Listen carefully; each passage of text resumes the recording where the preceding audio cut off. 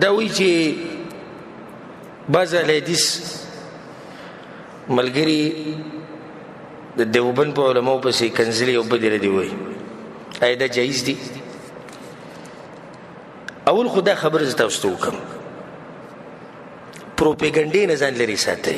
زما د خبرې به په کوله او سینه واورئ او په سړو دماغو. اوله خبره ده چې ځان د پروپیګنډې نه ساتئ. دا خلک چې دا خبرې کوي یو داسې شوي دي او داسې ویلی شوي وو، دا اکثر دروغ وي. اکثر خلک وایي د اهل حدیثو د درسونو له مزې دوی په امامانو پسې کنځلې کوي. زموږ یې درسونه کې الحمدلله په سوونو په زرګو خلک کېري چې ته موږ چا پسې کنځلې کړي.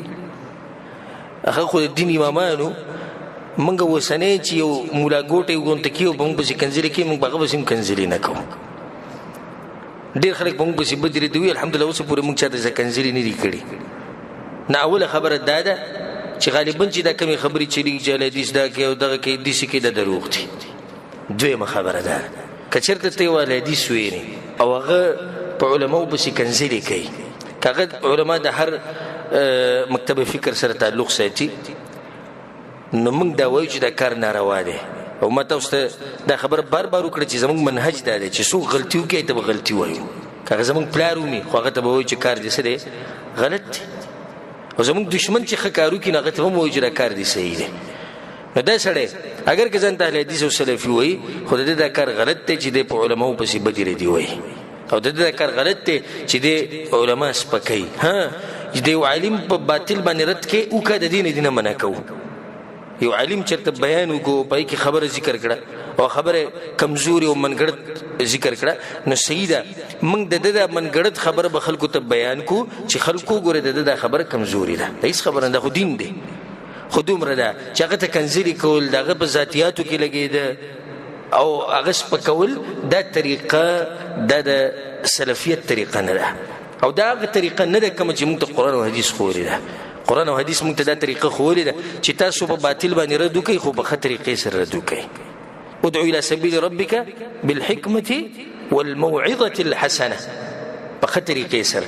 نو که چېرته هم تاسو یو اهل حدیث ولیدو او هغه چې ته په یو عالم پسې کنځلې کولې، نو دا د هغه خپل کار دی او په دې کې هغه خطا شوی دی او دا کار هغه غلط کوي.